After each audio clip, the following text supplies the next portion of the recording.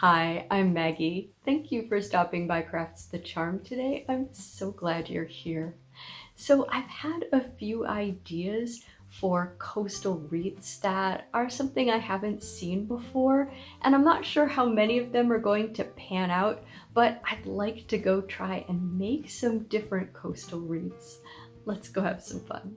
For this project, I ordered these. They're called clear baubles, but they are basically plastic ornaments which come in two halves, and they have a little hanger on one half. And these came in different sizes. And it was $12 for all of these, and I got 25 pieces in the package. So what I'm going to do is mix gloss Mod Podge with a little bit of food coloring. And I would just experiment with the food coloring. It's going to dry transparent, of course, so you can actually put quite a bit of food coloring and get a very strong color, and you're only going to get a light tint on the inside of these. So I did some with a bluish green, and I did some with a green, and I left some clear. And I just painted the Mod Podge on the entire inside of those, and then let them dry completely, and then put them together.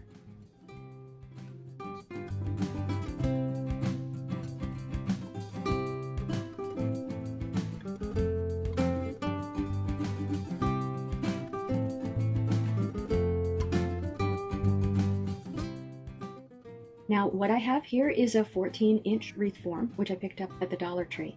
And I have this tulle fabric.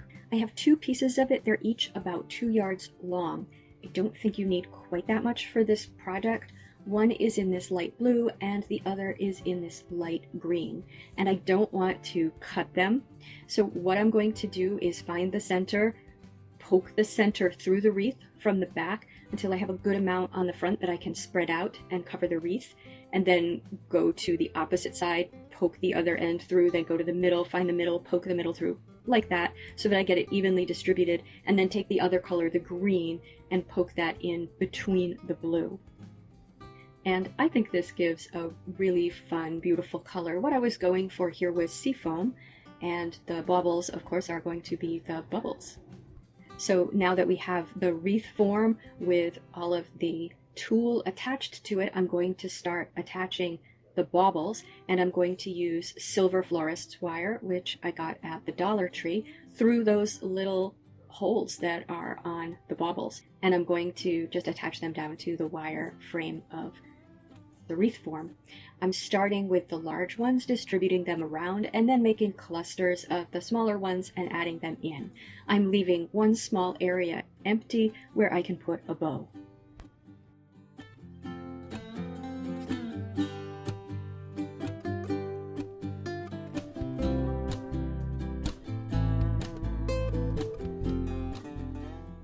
Now to make the bow, I have this beautiful light blue ribbon, which I got in the spring at Dollar Tree. You could see it has a little rabbit on it. I also have this green burlap ribbon. It's a little narrower than the blue ribbon, which I got at the Dollar Tree.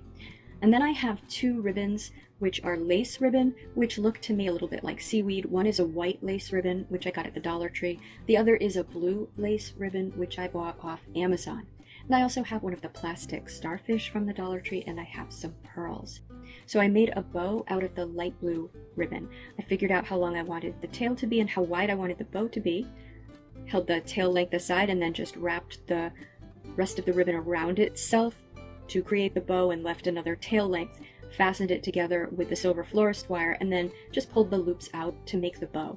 I made a similar sort of bow with the blue lace ribbon that isn't wired, so it needs to be held out with the wire when I attach it to the light blue bow. But it gives a nice background color for the middle part, which is going to be some pieces of the green ribbon and some pieces of the white lace ribbon with some swallowtails tied together in the middle with the silver wire.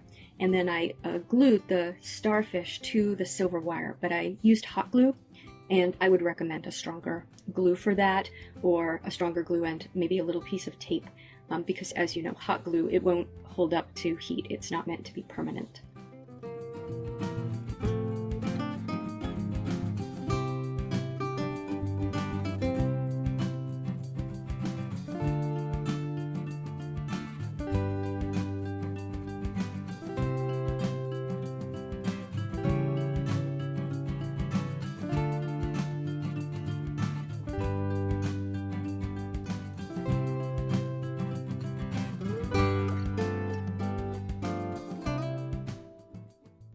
And then I glued just a few little pearls to that white lace ribbon and wired that to the wreath.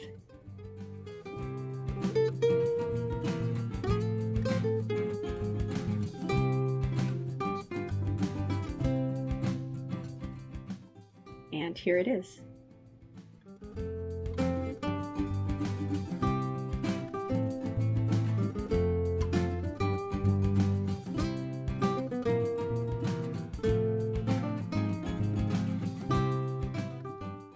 For this project, we're going to make a coastal wall hanging, which is inspired by Motif number 1, which is one of the most painted landmarks in the country. And it's this beautiful fishing shack with wooden buoys all over it. But this is just inspired by Motif number 1, and I'm going to make it out of pallet wood. Some pallets are put together with these pieces. There are 3 of them that the pallet boards are attached to. And these support pieces, they have a sort of unusual shape. But what I'm going to do is cut this into pieces which are all the same width. So where there's a little bit of a curve, I'm going to remove that piece, and I'll get some wider pieces and some narrower pieces. So this is just a straight cut with the radial arm saw.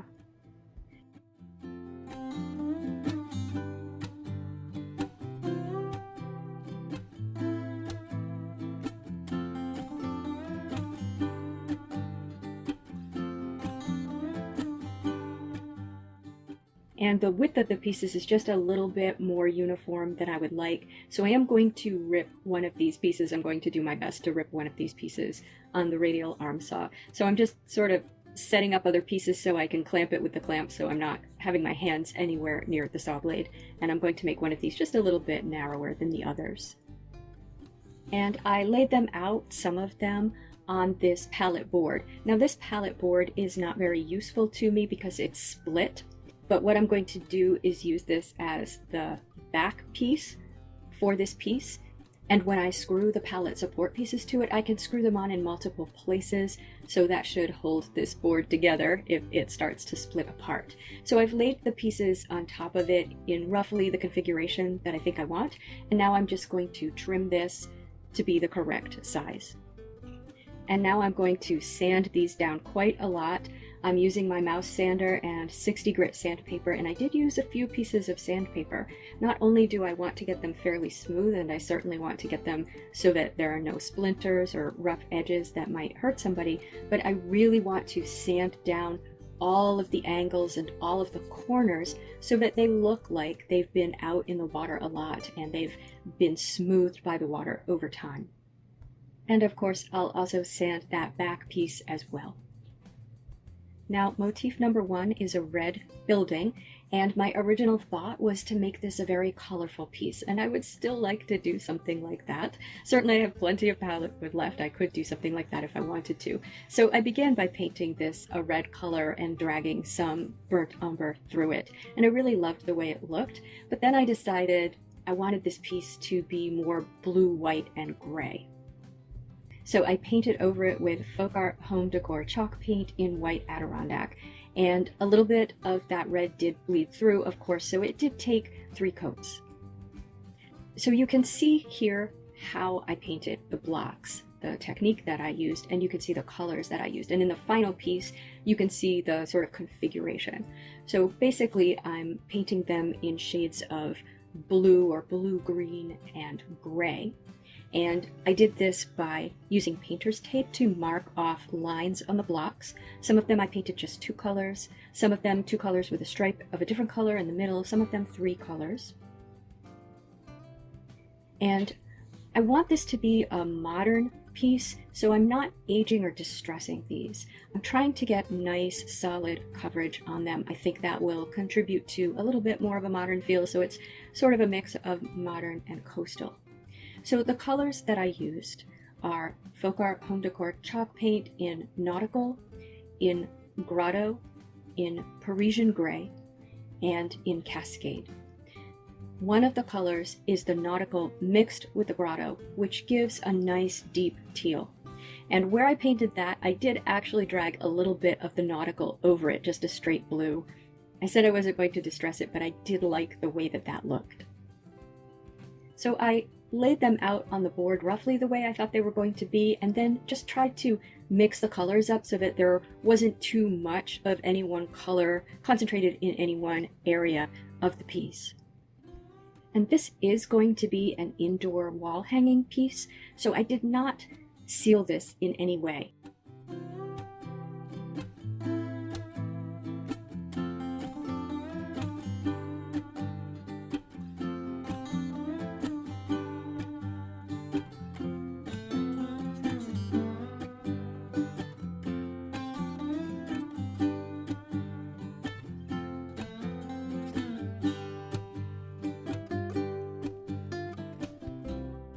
The final thing I did for the blocks was I used some of this Crafter's Square jute, and I glued it around the seam where two colors met on the blocks. And on the two blocks where I had a thin band in the middle, I glued the jute to the back and then wrapped it around in a sort of a clove hitch pattern, and then glued it again on the back. So for all of these, I did choose a front and a back of the piece, and I just used a little hot glue to glue the jute on the back and wrap it all the way around.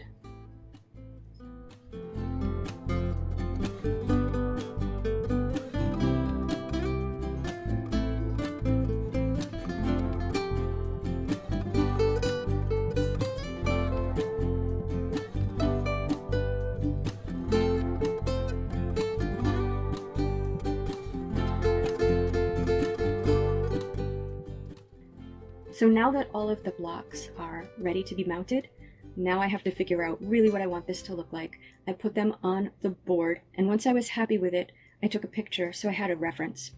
Now I'm going to attach them to the board one at a time. I'm attaching them through the back with 1 1/4 inch wood screws. So I'm drilling a pilot hole and then screwing it together. For the large block, I used 2 screws, and for the other blocks, I only used 1 screw. Now, if you want them to stay in place and not be something that you can turn a little bit, you'll want to use 2 screws. I used 1 screw because this is going to be wall mounted, so they're really not going to get knocked about, and because it conserved screws, and because 1 screw held them in place pretty tight, so it's not easy to move them.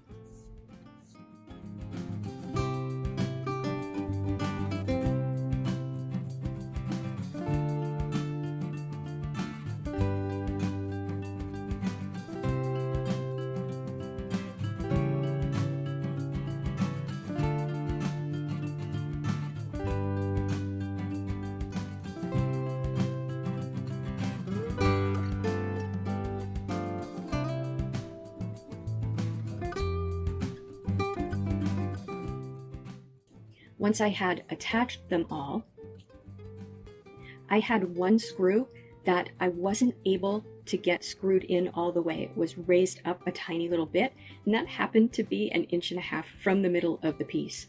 So I measured another 1.5 inches on the other side, put in another screw that was raised up about as much, and then I wrapped wire around those to hang the piece. And I'm using a very strong wire that I have. I didn't trust a lighter weight wire for this because this is a heavy piece. These blocks are heavy. And then I wrapped the wire around itself, but to avoid any scratchy bits of wire poking out, I wrapped a little painter's tape around that. And then my final step was I had left a gap between 2 of the blocks that was larger than any of the other gaps, and I wrapped some of this jute-colored nautical rope around the board and tied it in a square knot at the front. I left one end of it frayed, and I whipped the other end. I just thought that it looked cool that way with a little bit of fraying and the knot on the front.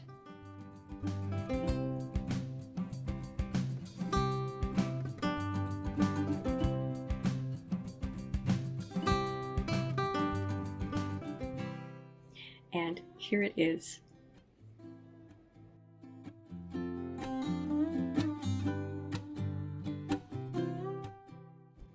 For this wreath, I have an 18-inch metal wreath form from the Dollar Tree, and I have some paper twist, which I picked up at Amazon. And I am just going to wrap that all the way around the wreath form. You might recognize this as the backdrop for the wreath that is the 4th of July wreath.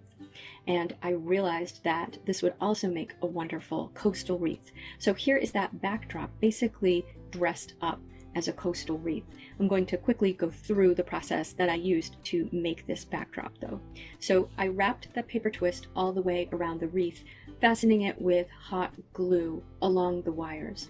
And because, of course, the wreath is curved, the inner diameter is smaller than the outer diameter, you're going to overlap it a little tiny bit on the inside and not overlap it on the outside so that it easily covers the entire wreath.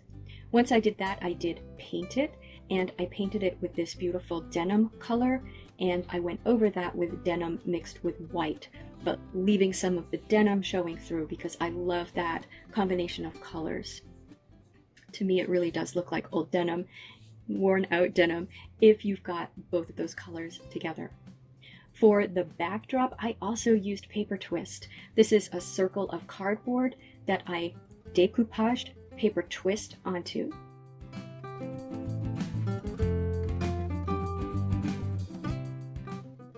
And then I painted it with a painting technique to make it look like wood. So I basically painted it with some light gray paint mixed with water, and then put features onto that with brown paint. So for example, I put the spaces between the boards with brown paint, and then just you want to put a little bit of brown paint on to make it look like knots in the wood or just wear to the wood. And then I washed the brown paint with water over that to get this wood look.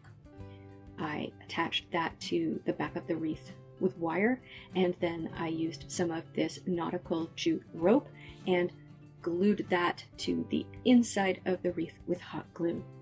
Now that we have the backdrop, we can dress it up as a coastal wreath.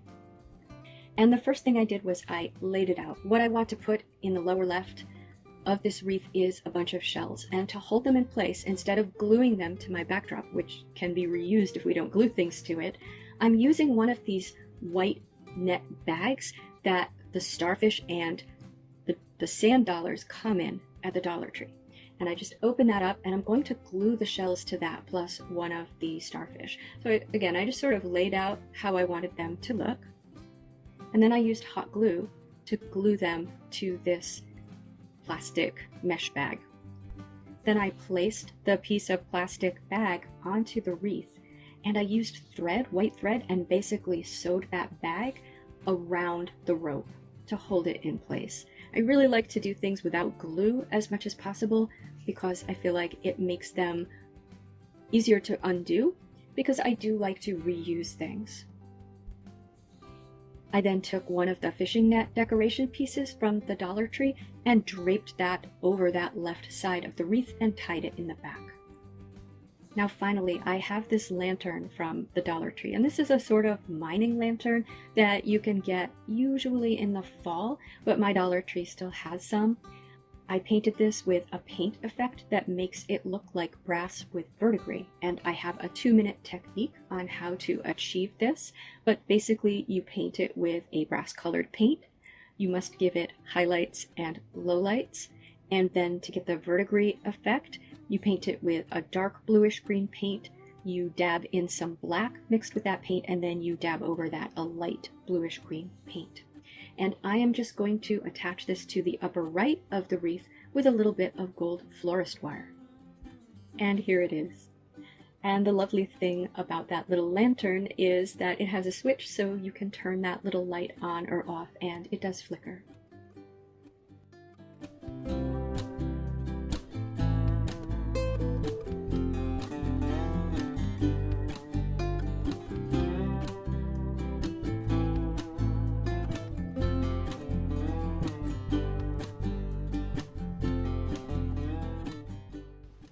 So what did you think of our 3 coastal wall pieces or wreaths? Did you have a favorite? Please tell me in the comments. It's really hard for me to choose a favorite because the 3 pieces are so different in style. The one that I made out of the baubles is very ethereal looking, and I do love those light blue-green colors. and the one which I based on motif number 1 was definitely the most fun to make, and I still have it hanging in my hall where you saw it in the staging photo. It's not staged, it's actually hanging there. The other one, I did take the back of that wreath and turn it into my July 4th wreath, so that one's back out. But I really like the way it looked as a coastal wreath. To me, even though you might think it's a little kitsch with the netting on it and all of the shells, to me that feels very natural because those are the elements that are actually outside if you live in a coastal area. So it seems very natural to bring those in and use them for decor. And that one to me has a real beachy feel, so I really do love that. If you liked this video, please give it a thumbs up. And if you enjoy this sort of content, please subscribe to Crafts the Charm. Thank you for spending time with me today. Take care.